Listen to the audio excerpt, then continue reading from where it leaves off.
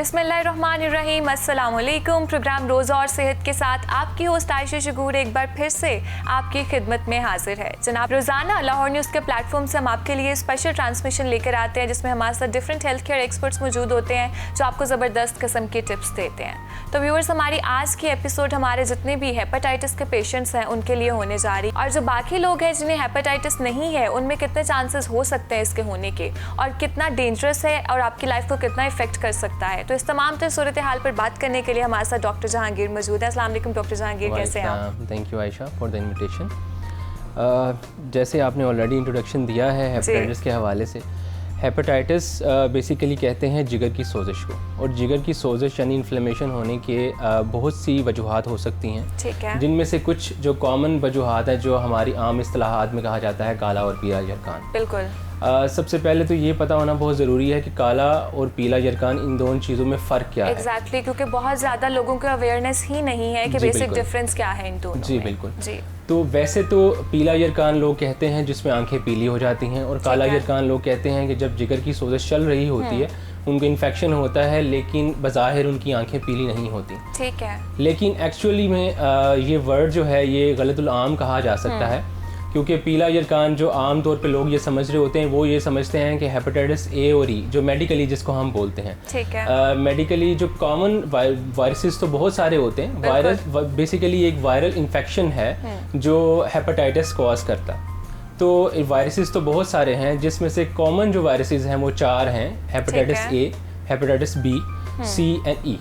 अब इनमें ए और ई यानी जो स्टार्ट वाला हेपेटाइटिस ए और हेपेटाइटिस ई हैं, ये इनकी वजह से जो यरकान होता है वो शॉर्ट लिव्ड होता है। उसकी वजह से आंखें पीली होती हैं, कुछ दिनों के लिए पेशेंट बीमार होते हैं, और 95% पेशेंट्स जो हैं वो खुद ही ठीक हो जाते हैं। यानी क्योरेबल है, ये क्योरेबल है और सेल्फ क्योर होता है। सिम्टम्स जो होते हैं वही आहिस्ता आहिस्ता खुद ही कुछ लोगों में वर्स होते हैं, लेकिन वो 5% केसेस होते हैं जिसमें वर्स होते हैं, और कुछ लोगों को तो ऐसा होता है कि वो सेल्फ क्योर हो जाता है, सेल्फ ट्रीट हो जाता है, इवन उनको डॉक्टर से कंसल्ट भी नहीं करना पड़ता, विदाउट मेडिकेशन से वो ठीक हो जाते हैं। हेपेटाइटिस ए एंड ई की बात हो रही है। तो इसको लोग समझ रहे होते हैं ये काला यरकान है, क्योंकि उसमें शॉर्ट टाइम के लिए आंखें पीली होती हैं, फीवर होता है, पेट दर्द हो सकता है, वॉमिटिंग होती है, नॉजिया होता है, और भूख खत्म हो जाती है। ये कुछ ही दिन गुजरते हैं, हफ्ता 2 हफ्ते, कुछ केसेस में 4 हफ्ते तक जाता है और उसके बाद ठीक हो जाता है। और जो हेपेटाइटिस बी एंड सी है ये बेसिकली लीथल वायरसेस हैं, क्योंकि लीथल इसलिए कि ये हिडन इन्फेक्शन होता है और ये चलता रहता है, फॉर लाइफ चलता रहता है, और बाज़ औक़ात कुछ लोगों को तो कोई सिम्टम्स नहीं आ रहे होते हैं। इसीलिए इट इज़ रिकमेंडेड कि आप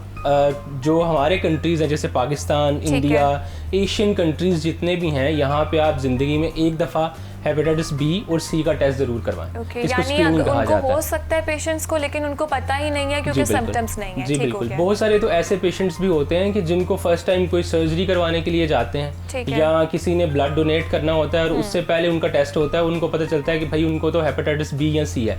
ये हेपेटाइटिस बी और सी को आम जुबान में लोग कह रहे होते हैं काला यरकान। अब इसमें भी डिफरेंशिएट करना बहुत जरूरी है। जब आप उनसे पूछते हैं तो वो कहते हैं हमें काला यरकान हुआ था। आप पूछते हैं कौन सा हुआ था, वो कहते हैं नहीं हमें तो नहीं पता।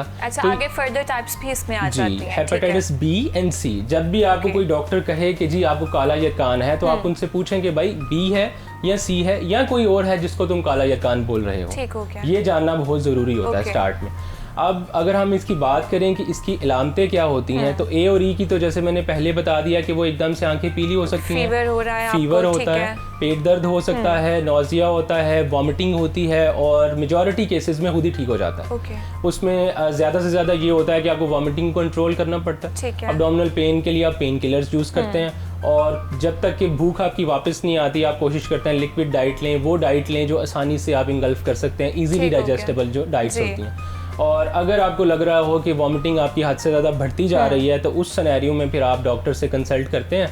हो सकता है कि वो शॉर्ट टाइम के लिए आपको एडमिट किया जाता है, इन्फ्यूजन्स की फॉर्म में यानी ड्रिप्स की शक्ल में आपको डाइट दी जाती है, और जैसे इंप्रूव होते हैं तो आपको डिस्चार्ज कर दिया जाता है। ठीक है। लेकिन डॉक्टर जहांगीर, ए और ई के मैंने जितने पेशेंट्स देखे हैं ना, फिर बाद में वेट लॉस बहुत हो जाता है, हेयर लॉस बहुत ज़्यादा होने लग जाता है, ड्राइनेस के भी काफ़ी इशूज़ होने लग जाते हैं। ऐसा है। देखिए, इनको हम कहते हैं एक्स्ट्रा हेपेटिक मैनिफेस्टेशंस, यानी जिगर की इलामतों के अलावा बाकी जिस्म में इलामतें कुछ आती हैं, और ये बहुत सारे पेशेंट्स में देखा गया है। इवन इसके हट के बाय द वे बात की तो डेंगू के पेशेंट्स में और कोविड के पेशेंट्स में भी देखा जाता है। तो डेफिनेटली ये कुछ अरसा तक ऐसा हो सकता है कि उसके पोस्ट वायरल इफेक्ट्स आते रहते हैं, लेकिन जो मेजर सिम्टम्स होते हैं यानी पेशेंट अपनी जिंदगी में वापस आ जाता है कुछ ही हफ्तों के बाद। लेकिन अगर बी और सी की बात करें तो स्टार्टिंग फ्रॉम सिम्टमलेस, कोई पेशेंट बाज़ का सिम्टम हो ही नहीं सकता। ऐसा भी हो सकता है कि पूरी जिंदगी में सिम्टम हो ही ना, और ऐसा भी हो सकता है कि कुछ लोग जो हैं वो बिल्कुल उसी तरह पीला यरकान यानी बहुत ज़्यादा जिगर की सोजिश हो जाए और उसके बाद वो पीला यरकान की तरह ही प्रेजेंट करें जैसे कि काला यरकान के केसेस में भी।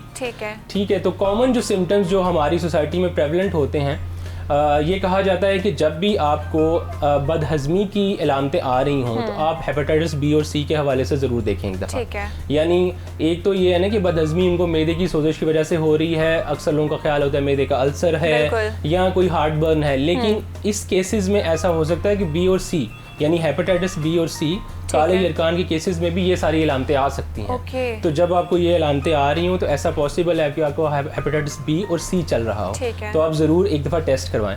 यानी अगर आपके स्टमक के इश्यूज भी हैं तो फिर भी आपको ये सजेस्ट किया जाता है कि जी बिल्कुल। अगर आपकी जैसे कि अगर आपके सिम्टम्स जो हैं वो सेटल नहीं हो रहे, एक अर्सा गुजर चुका है, कुछ वीक्स गुजर गए, आपके सिम्टम्स नहीं सेटल हो रहे, तो बेहतर ये है कि आप डॉक्टर से कंसल्ट करें। वो डेफिनेटली आपको ये टेस्ट कराएगा, इसको स्क्रीनिंग कहते हैं। हेपेटाइटिस बी और सी की स्क्रीनिंग होती है और गवर्नमेंट हॉस्पिटल्स में ये फ्री होती है, फ्री ऑफ कॉस्ट होती है जी। हेपेटाइटिस क्लिनिक्स बने हुए हैं डिफरेंट गवर्नमेंट हॉस्पिटल्स में, वहाँ जाके आप उनको सिर्फ ये भी कह सकते हैं कि जी मैंने सिर्फ स्क्रीनिंग करानी है, तो once in a life time अपनी स्क्रीनिंग भी करवा सकते हैं, ये देखने कि कहीं अंडरलाइन कोई हेपेटाइटिस का मर्ज मुझे चल तो नहीं रहा। ठीक हो गया। तो अगर इलामतें हैं या नहीं है एक दफ़ा टेस्ट ज़रूर करवाएं। अब आगे डिफ्रेंशिएट ज़रूर करें, क्योंकि नेक्स्ट टाइम जब आपके पास जाएंगे ट्रीट होने के बाद भी तो आपको पता होना चाहिए कि बी था या सी था। बिल्कुल, डिफ्रेंशिएशन बहुत ज़रूरी है। लेकिन डॉक्टर जहांगीर, एसिम्प्टोमेटिक जो पेशेंट्स होते हैं जिनको नहीं सिम्टम्स ही कोई नहीं हो रही होती, उनके लिए कितना हार्मफुल हो सकता है अगर उनको बी और सी हेपेटाइटिस और उनको पता ही नहीं है कि उनको? बिल्कुल, जिनको सिम्टम्स आ रहे हैं और जिनको सिम्टम्स नहीं आ रहे, ये दोनों एक किस्म के इलाज के एतबार से और कॉम्प्लिकेशंस के एतबार से बराबर है। वो इसलिए क्योंकि हेपेटाइटिस बी और सी जैसे काला यरकान कहते हैं ना, ये लॉन्ग टर्म चलता है, तो इसके इफेक्ट्स बाद में आते हैं कुछ अरसे के बाद, 5 to 10 ईयर्स के बाद, 15 ईयर्स के बाद, जब जिगर सुकड़ना शुरू होता है, सिरोसिस होना शुरू हो जाता है, तो उसकी वजह से सिम्टम्स आते हैं। तो यही कहा जाता है कि अगर पेशेंट को सिम्टम्स नहीं है, इंसिडेंटली पता चल गया कि भाई हेपेटाइटिस बी और सी है, तो उसको भी उसी तरह ट्रीटमेंट लेना है जिस तरह के उस पेशेंट को लेना है जिसको सिम्टम्स आ रहे हैं। ठीक है। और ये क्योरेबल है? Yes, hepatitis C is curable, hepatitis B is suppressible. Suppressible हम उस इन्फेक्शन को कहते हैं जिसको पूरी तरह से इरेडिकेट बॉडी से इरेडिकेट नहीं किया जा सकता, लेकिन मेडिसिन से इतना सप्रेस कर दिया जाता है कि वो ऐसे ही हो जाता है कि जैसे किसी को कोई इन्फेक्शन नहीं है। लेकिन सी, हेपेटाइटिस सी के केस में अल्हम्दुलिल्लाह अब ये फुली क्योरेबल है। पहले लोगों का ख्याल होता था कि जी इसकी वजह से कुछ इंजेक्शंस लगाए जाते हैं जो वीकली इंजेक्शंस होते हैं जिनकी वजह से बहुत साइड इफेक्ट्स आते हैं, लेकिन अब तो टैबलेट्स अवेलेबल हैं जो जिनके मिनिमल साइड इफेक्ट्स हैं, और वो अब 3 मंथ्स या 6 मंथ्स का एक कोर्स होता है जिसको हम कहते हैं हेपेटाइटिस सी का ट्रीटमेंट कोर्स लिया जाता है, और उसके बाद आपको टेस्ट करवाया जाता है, और मेजॉरिटी केसेस में, in fact it is said that 99% cases में ये इरेडिकेट हो जाता है हेपेटाइटिस सी। ठीक हो गया। और हेपेटाइटिस बी जो है उसके केस में कुछ मेडिसिन हैं, लेकिन वो भी मिनिमल डोज के अंदर आपको बाज़-औक़ात तो लाइफ टाइम लेनी पड़ सकती हैं, और बाज़-औक़ात ये है कि आप अप टू 3 ईयर्स तक लेते हो और उसके बाद डॉक्टर से फॉलोअप लेते हो, वो कुछ टेस्ट करवाता है, वो समझता है कि आप वायरस जो है वो हार्मफुल नहीं रहा, तो वो आपकी मेडिसिन बंद कर देता है और आपको ये कहता है कि आपने एवरी 6 मंथली या एवरी ईयरली आपने आना है और अपने टेस्ट करवाते रहना है और चेकअप करवाते रहना है। लेकिन डॉक्टर जहांगीर, हेपेटाइटिस बी और सी आपके बाकी ऑर्गन्स को कितना इफेक्ट कर सकता है? अगर आप ट्रीटमेंट नहीं करवाते तो ये लिवर को तो इफेक्ट करता ही करता है, लिवर के साथ आपके बाकी ऑर्गन्स को भी काफ़ी ज़्यादा इफेक्ट करने लग जाता है। उसमें आपके किडनीज इफेक्ट होना शुरू हो जाते हैं, लंग्स इफेक्ट हो सकते हैं, बॉडी के अंदर जो ब्लड की सर्कुलेशन है वो इफेक्ट हो सकती है, और खून की नालियाँ काफ़ी ज़्यादा इफेक्ट हो सकती हैं। जो कॉमन सिम्टम्स आते हैं जब इस लेवल तक ट्रीटमेंट नहीं लिया होता और लिवर का डैमेज इस लेवल तक पहुँच जाता है कि अब वो यूँ समझ लीजिए कि इरिवर्सिबल नहीं रहता, तो ज़्यादातर पेशेंट्स ऐसे प्रेजेंट करते हैं कि वो कहते हैं अब पेट फूलना शुरू हो गया, पेट में पानी भरना शुरू हो जाता है, कुछ लोगों को खून की उल्टियाँ आना शुरू हो जाती हैं, इवन ब्लडी डायरिया स्टार्ट हो जाता है, या ब्लैक स्टूल्स आने लग जाते हैं, या फिर ऐसा होता है कि कुछ लोग आहिस्ता आहिस्ता ग्रेजुअली गनूदगी में जाने लग जाते हैं, जिसको एन्केफेलोपैथी कहते हैं। उसमें भी इनिशियल स्टेज पे लोग मिस कर देते हैं। अगर आप देखेंगे किसी को हेपेटाइटिस बी और सी है, उसने ट्रीटमेंट लिया हुआ है या नहीं लिया हुआ, और अगर उसकी स्लीप साइकिल रिवर्सल होना शुरू हो गया, यानी वो रात को सोने की बजाय दिन को सोने लग गया, या उसका बिहेवियर चेंज होने लग गया है, वो इरिटेबल रहता है काफ़ी ज़्यादा, कुछ लोग बहुत ज़्यादा अब्यूजिव हो जाते हैं, गालियाँ देने लग जाते हैं, तो वो भी एक सिम्टम है कि वो एन्केफेलोपैथी में जा रहा है। इसको हम ग्रेड 1 कहते हैं, यानी ये इनिशियल स्टेज पे। यानी ये छोटे छोटे सिम्टम्स भी जो हैं इनको भी हमें निगलेक्ट नहीं कर सकते अगर आप बी और सी की बात करें, हेपेटाइटिस बी और सी की बात करें। अच्छा, इसके यहाँ पे ना एक बड़ा इंपॉर्टेंट पॉइंट होता है कि पेशेंट्स आके ये कहते हैं कि जी ये हमें हो कैसे गया। बिल्कुल, हमारे तो आसपास किसी को नहीं है, तो हमें कैसे हो गया। तो ये एक बड़ा कॉमन क्वेश्चन हमें फेस करना पड़ता है, चूँकि ओपीडी सेटअप में इतना ज़्यादा लोड होता है कि हम हर किसी को काउंसल नहीं कर पाते। लेकिन 3-4 बातें जो जहन में रखनी चाहिए। एक कि इसके जो कॉमन सोर्सेज हैं जो ट्रांसमिट होगा एक ऑर्गन, एक ह्यूमन से दूसरे ह्यूमन में, उसमें टॉप पे जो हमारी सोसाइटी में आ रहे हैं वो ये आ रहे हैं। एक तो अगर आप किसी ऐसी सब स्टैंडर्ड जगह से सर्जरी करवाते हैं और उनके इंस्ट्रूमेंट्स जो है स्टरलाइज्ड नहीं है, जो कि हमारे यहाँ बड़ा कॉमन है। डेंटल ट्रीटमेंट्स बहुत ऐसे किए जाते हैं कि स्टेरिलाइज्ड इक्विपमेंट्स नहीं होते हैं। डेंटल ट्रीटमेंट्स जितनी भी एब्डोमिनल सर्जरीज हैं या जनरल सर्जरी जितनी भी होती हैं, उसमें अगर आप किसी भी सब स्टैंडर्ड हॉस्पिटल से करवा रहे हैं, पेरिफ्रीज में खास तौर पे जहाँ पे वो फैसिलिटीज इतनी नहीं होती, प्रॉपर्ली स्टेरिलाइज्ड इंस्ट्रूमेंट्स नहीं होते, तो वो ये ट्रांसमिशन का सोर्स बनते हैं। तीसरी चीज़ जो होती है ब्लड ट्रांसफ्यूजन। अगर आप किसी ऐसी लेबॉर्ट्री से ब्लड अपना क्रॉस मैच करवा रहे हैं, डोनेट कर रहे हैं और वहाँ से रिसीव कर रहे हैं जहाँ जिनके इंस्ट्रूमेंट्स इतने अच्छे नहीं हैं, तो उसका नुकसान ऐसा हो सकता है कि वो प्रॉपर्ली स्क्रीन ना करें, और जिस बंदे को ऑलरेडी है हेपेटाइटिस बी या सी, हिडन चल रहा है, जैसे हमने कहा कि अक्सर लोगों को इलामतें नहीं आ रही होती, हिडन चल रहा है और वो उसने ब्लड डोनेट किया और दूसरे बंदे ने ब्लड रिसीव किया, तो उसको ट्रांसफ़र हो जाएगा। बिल्कुल इस तरह। कुछ इसके अलावा कुछ और चीज़ें हैं, जैसे कुछ ड्रग्स हैं, और स्पेशली जो इंजेक्शंस जो यूज़ होते हैं, अगर आपको पता हो पेरिफेरीज में इंजेक्शन का इस्तेमाल बहुत ज़्यादा होता है। कोएक्स जहाँ बैठे हैं वो तो इंजेक्शंस को बेदरेगी इस्तेमाल करते हैं, रिपीट भी करते होंगे, यू नेवर नो। यस, क्योंकि थोड़े से पैसों में जब वो आपको मेडिसिन दे रहे हैं और आपको कंसल्टेशन दे रहे हैं कोएक्स, तो वो आप ये एक्सपेक्ट तो नहीं कर सकते ना कि एक सिरिंज भी वो इतनी अच्छी क्वालिटी की यूज़ करेगा, स्टरलाइज यूज़ करेगा। और इसी तरह ये डेंटल ट्रीटमेंट हो गया, अगर हम इसको रिकलेक्ट करें तो डेंटल ट्रीटमेंट, सर्जरीज, इंजेक्शंस और ब्लड ट्रांसफ्यूजन्स, ये 4 कॉमन सोर्सेज हैं जो हमारे यहाँ देखे जाते हैं। इसके अलावा एक बड़ा कॉमन सोर्स है, वो ये है कि इंटीमेट रिलेशंस, और फीमेल्स कॉमनली देखा गया है कि उनको इन्फेक्शन होता है, स्क्रीनिंग नहीं हो पाती और आगे वो फिर अपनी बच्चों में ट्रांसफ़र कर रही होती हैं। हमने ऐसे पेशेंट्स भी देखे हैं जो पूरी फैमिली जो है उनको हेपेटाइटिस बी और सी होता है। एक को होता है, हम कहते हैं बाकियों को भी स्क्रीन कराओ, और वो बाकियों को भी बारी सबको निकलना शुरू हो जाता है। और तो ये भी मैसेज है कि अगर ऐसा हो कि अगर आपको लगे कि फैमिली के किसी एक मेंबर को है, तो फिर तो डेफिनेटली है कि आप सब लोग स्क्रीन कराएं। स्क्रीन कहते हैं यानी अपना जाके हेपेटाइटिस बी और सी का टेस्ट करवाएं। तो ये बहुत ज़रूरी है। ट्रांसफर होने के कितने चांसेस, अगर फैमिली में किसी एक को है, बाकियों को भी फिर ट्रांसफर हो सकता है? बाकियों को देखें, अगर तो फैमिली में आपस में एक शेयरिंग है, डिफरेंट प्रोडक्ट्स की शेयरिंग है, बॉडी फ्लूइड्स की शेयरिंग है। फॉर एग्जांपल इसकी जो ट्रांसमिशन के सोर्सेज हैं, एक तो ब्लड है, स्ट्रेट अवे किसी से ब्लड से इन कांटेक्ट आ जाते हो आप, यानी नीडल्स के थ्रू आ सकते हो, नीडल प्रिक हो सकता है, जैसे हेल्थ केयर स्टाफ को, डॉक्टर्स और पैरामेडिक्स को होता है कि पेशेंट का नीडल जो है, पेशेंट को यूज़ किया, वो नीडल खुद भी प्रिक हो गया। एक तो ये। दूसरा, कुछ बॉडी फ्लूइड्स हैं जिसमें सलाइवा होता है, स्वेट हो सकता है, डिफरेंट फ्लूइड्स हैं, तो वो बाज़ का हाइजीन इतनी अच्छी नहीं होती। यूँ समझ लीजिए कि टॉवल्स भी बाज़ का कुछ लोग सेम यूज़ कर रहे होते हैं। इसके अलावा इवन जो पुअर एरियाज़ हैं वहाँ पे तो ब्रश भी सेम यूज़ हो रहा होता है। तो इस सिनेरियो में इस तरह से वो ट्रांसफ़र होता रहता है एक फैमिली मेम्बर से दूसरे फैमिली मेम्बर में। ठीक हो गया। अब बात आते हैं हम प्रिकॉशंस पे, क्या प्रिकॉशंस लेनी चाहिए जिससे फिर हम हेपेटाइटिस से बच सकते हैं? यस, एक तो सबसे पहली प्रिकॉशन भी है, ट्रीटमेंट भी है कि आप हमेशा अपने आप को एक बार स्क्रीन ज़रूर करवाएं। ठीक है। अगर आप पूरी ज़िंदगी में एक दफ़ा ज़रूर स्क्रीन करवाएं, उससे ये होगा कि आपका काफ़ी ज़्यादा risk of getting the infection कम हो जाएगा। दूसरा ये है कि अगर आपने स्क्रीन करवा ली है और हेपेटाइटिस सी नेगेटिव है, दैट्स गुड। हेपेटाइटिस बी भी नेगेटिव है, तो हेपेटाइटिस बी की वैक्सीन अवेलेबल है। और वो वैक्सीन जो है वो उसकी 3 डोजेस लगती हैं, एक 1 मंथ अपार्ट, यानी एक इनिशियल डोज लगती है 1 month apart and then 6 month apart. तो 3 डोजेस जिसको लग जाती हैं उसमें 95% केसेस ऐसे हैं कि वो इम्यून हो जाते हैं। उसके बाद हेपेटाइटिस, क्योंकि hepatitis B is more lethal than hepatitis C. B का केस जैसे मैंने बताया कि बी में क्योर नहीं है, स्ट्रेस है, यानी ऐसा हो सकता है कि पूरी जिंदगी आपको चलता रहे और पूरी जिंदगी आपको वो मेडिसिन 1 टैबलेट या 2 टैबलेट इस्तेमाल करनी पड़ सकती है। तो सी के केस में आल्दो वैक्सीन नहीं है अनफॉर्चुनेटली, लेकिन उसका ट्रीटमेंट क्योरेबल है। वो 6 मंथ्स या 3 मंथ्स ट्रीटमेंट लेते हो and that's eradicated for life.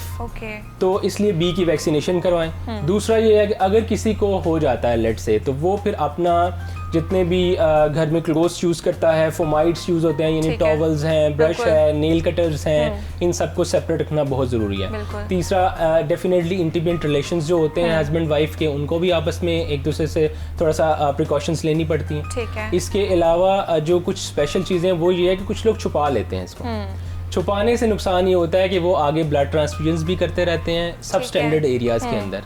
Blood transfusion फिर नीडल्स प्रिक इंजरी के रिस्क बहुत ज़्यादा होते हैं, वो बढ़ जाते हैं। और दूसरे जो उनके फैमिली मेम्बर्स हैं उनको स्क्रीन करना बहुत मुश्किल हो जाता है। डेफिनेटली एक बंदा अगर होगा वो बताएगा कि भाई मुझे इन्फेक्शन है, तो वो बाकियों को हम स्क्रीन कर सकते हैं। छुपाने की बेसिक रीज़न क्या है? छुपाने की बेसिक रीज़न ये है कि हमारे यहाँ जितनी भी क्रॉनिक इलनेसेस हैं, क्रॉनिक इलनेसेस हम कहते हैं जो फॉर लाइफ चल रही होती हैं और जिसकी वजह से प्रिकॉशंस लेनी पड़ती है। कोविड को ही ले लें आप, ठीक है। कोविड तो खैर क्रॉनिक इलनेस नहीं है, शॉर्ट टर्म होती है, 2 to 3 वीक्स तक चलता है। लेकिन क्रॉनिक जैसे HIV एड्स है, हेपेटाइटिस बी है, सी है, कुछ इस तरह कुछ और इलनेसेस हैं जो फॉर लाइफ चल रही होती है और जिनके लिए प्रिकॉशंस लेनी पड़ती हैं एक दूसरे का। तो उसमें लोग ये समझते हैं कि यार अगर मैं बताऊंगा तो डेफिनेटली मेरे बारे में सोचा जाएगा कि इसने कहाँ से एक्वायर कर लिया है। क्योंकि कुछ एक्वायर, देखिए जैसे मैंने बताया ट्रांसमिशन के लिए कुछ इंटीमेट रिलेशंस भी इसमें शामिल हैं। तो लोग ये समझते हैं कि वो दूसरा बंदा जिसको बताया जाएगा वो समझेगा कि मेरे कैरेक्टर में कोई प्रॉब्लम है, तो बेसिक कॉज ये है। हालांकि मैंने इस स्टार्ट में बताया कि हमारी सोसाइटी में वेस्ट की बात नहीं हो रही, ईस्ट में हमारे यहाँ जो कॉजेज हैं उसमें इंटीमेट रिलेशंस एंड पे आता है। पहले ये surgeries, dental operations, blood transfusions और नीडल प्रिक यानी इंजेक्शंस जो यूज़ करते हैं और नीडल्स जो सिरिंजेस जो हैं वो यूज़ करते हैं। खास तौर पे वो लोग जो अब्यूज़र्स हैं, IV ड्रग अब्यूज़र्स हैं, उनके अंदर ये बहुत कॉमन होता है। वो बाहर से लेके जाते हैं और फिर आगे जाके फैमिली को भी ट्रांसमिट कर रहे होते हैं। तो ये वो चीज़ें हैं जो बेसिकली इससे आपको एहतियात भी करनी होती है। ठीक है। और इसके बाद ये होता है कि अगर लेट से आपको हो जाता है तो अच्छा, यहाँ पे एक मैं इम्पॉर्टेंट पॉइंट ऐड करना चाहता हूँ कि लोग पूछते हैं एहतियात क्या है। बिल्कुल। खाने के हवाले से ठीक है। मैं ये बताता चलूँ कि हेपेटाइटिस A और E जिसको पीला यरकान कहते हैं, उसमें तो शायद एहतियात हो सकती है कि भाई आप नरम ग़िज़ा खाएं, आप लिक्विड डाइट लें, सेमी सॉलिड लें जो इजीली डाइजेस्ट हो सके। लेकिन B और C के हवाले से कोई एहतियात नहीं है। मैंने ऐसा भी देखा है कि क्वैक्स के केसेस में वो क्या करते हैं कि वो सब कुछ ही खाना पीना बंद कर देते हैं। जैसे कि रूटीन होती है, भाई आपने चिकनाई वाली चीज़ें नहीं खानी, मीठी चीज़ें नहीं खानी, नमक नहीं खाना, तो फिर सवाल होता है भी खाना क्या है। ऐसा कुछ नहीं है। हेपेटाइटिस B और C के केसेस में अनलेस के आपका जिगर इफेक्ट हो चुका हो, वो सिरोटिक कहते हैं श्रंकन हो, डैमेज इतना हो चुका हो कि अब वो रिवर्ट नहीं हो सकता। उस सिनेरियो में कुछ एहतियात करनी पड़ती है, वो भी सिर्फ सॉल्ट इनटेक, यानी आपने नमक का इस्तेमाल कम करना होता है। वो भी इतना कम करना है कि 4 ग्राम्स तक आपने लेना होता है। अब वो 4 ग्राम्स कितना हो सकता है? हमारी जो अमूमन जो सालन घर में बनता है, हंडिया जो बनती है, उसमें 3 to 4 ग्राम्स होता है। तो आप यूँ समझ लीजिए, हाँ, आप वो सालन खाइए, लेकिन इसके अलावा एक्स्ट्रा सॉल्ट आपने यूज़ नहीं करना, किसी भी चीज़ पे आपने यूज़ नहीं करना। तो डॉक्टर जहांगीर मुझे ये बता दें कि दोबारा चांस तो नहीं है, अगर एक दफ़ा हेपेटाइटिस हो गया है दोबारा लाइफ में क्या हो सकता है? यस, हेपेटाइटिस C और B की बात करें तो दोनों के केसेस में अलग है। C चूँकि क्योर हो जाता है, ठीक है, तो क्योर जो चीज़ हो जाती है उसमें कुछ परसेंट चांस होता है कि दोबारा से एक्वायर कर सके। जैसे अगर आपने सुना हो कि कोविड के केसेस में होता ये था कि वो कहते थे कि अब न्यू स्ट्रेन आ गया, न्यू म्यूटेंट आ गया है, न्यू म्यूटेशन हो गई है और अब ये वायरस तो वही है लेकिन उसकी एक और किस्म आ गई है। तो C के केसेस में भी 6 to 8 टाइप्स मौजूद हैं। ठीक है। लेकिन फॉर्चुनेटली ऐसा है कि बहुत कम चांसेस होते हैं कि एक दफ़ा हो और उसके बाद दूसरी टाइप भी। ये बहुत ही अनफॉर्चुनेट होगा किसी के साथ में, ये समझेगा बहुत ही बदकिस्मत होगा कि उसको दोबारा से हो गया। लेकिन ये है कि A और E के लिए ऐसा नहीं है। A और E अगर किसी को एक दफ़ा दफ़ा हुआ है तो उसमें ऑलमोस्ट नेग्लिजिबल चांसेस हैं कि वो दोबारा से होगा, क्योंकि एक दफ़ा जब किसी को होता है तो वो इट्स इक्विवेलेंट टू वैक्सीनेशन। यानी अगर किसी को हुआ ए और ई, ठीक हो गया, और ठीक होने के बाद वो इम्यून हो जाता है, उसके अंदर ऑलरेडी एक यूँ समझ लें इम्यूनिटी एंटीबॉडीज़ बन जाती हैं, तो वो फॉर लाइफ फिर उस चीज़ से इम्यून हो सकता है। तो यहाँ पे भी एक मैसेज बनता है कि अगर किसी को पहले हेपेटाइटिस ए और ई हुआ है और अब उसको वो ठीक हो गया था और दोबारा से उसको वही सिम्टम्स आ रहे हैं, तो वो ये देखे कि उसको कोई दूसरा वायरस तो नहीं हो रहा। यानी बी तो हो सकता है, सी हो सकता है, किसी को ए हुआ था तो उसको ई भी हो सकता है। अच्छा, यानी अगर एक दफा एक हेपेटाइटिस की टाइप हुई है, बाद में चांस है कि दूसरा भी हो सकता है। दूसरा हो सकता है, सेम के चांसेस कम है, क्योंकि डिफरेंट वायरसेस हैं तो डिफरेंट तरह से इनकी स्पेक्ट्रम है डिजीज का। तो डेफिनेटली एक के अगेंस्ट बॉडी एंटीबॉडीज प्रोड्यूस कर लेगी, वो एक के अगेंस्ट प्रोटेक्ट कर देगी, लेकिन बाकी जो वायरसेस हैं उनके अगेंस्ट वो प्रोटेक्ट नहीं कर सकती। तो उनके लिए फिर आपको हेपेटाइटिस ए की भी वैक्सीन मौजूद है, बी की भी वैक्सीन मौजूद है, सॉरी, एंड सी की वैक्सीन मौजूद नहीं है। तो इसलिए सी और बी जो कि क्रॉनिक होते हैं, तो इसके लिए कॉमनली हम कहते हैं कि आप स्क्रीन करवाएं, अपने सारे फैमिली मेम्बर्स को भी करवाएं। और हमने अब स्ट्रिक्टली जो हेपेटाइटिस कंट्रोल प्रोग्राम है हमारे हॉस्पिटल की तरफ से जो चलता है, उसकी तरफ से स्ट्रिक्ट गाइडेंस है कि ब्लड ट्रांसफ्यूजन जब भी हों तो उसके लिए पहले एक छोटा टेस्ट जिसको आम जुबान में कहते हैं वो स्क्रीनिंग होता है बी और सी के लिए। तो अब हमने ये कंपलसरी कर दिया है कि स्क्रीनिंग की बजाय एलाइजा करवाया जाए, उसको बड़ा टेस्ट कहते हैं। ठीक है, यानी उसमें फुल बॉडी टेस्ट आ जाते हैं? नहीं, उसमें ये होता है कि वो टेस्ट तो सेम वायरस के लिए होता है, लेकिन टेक्निक एक हाईली एडवांस टेक्निक यूज होती है ताकि उसमें जरा से भी चांसेस ना हो डायग्नोज होने, कुछ भी चांसेस नहीं है कि हम कहीं मिस ना कर दें इसको। तो एक तो ये चीज़ बड़ा ज़रूरी हो गया हुआ है हमने, और दूसरा ये है कि डेंटल सर्जन को स्ट्रिक्ट गाइडेंस है, सर्जन को स्ट्रिक्ट गाइडेंस है कि जब भी वो प्रोसीजर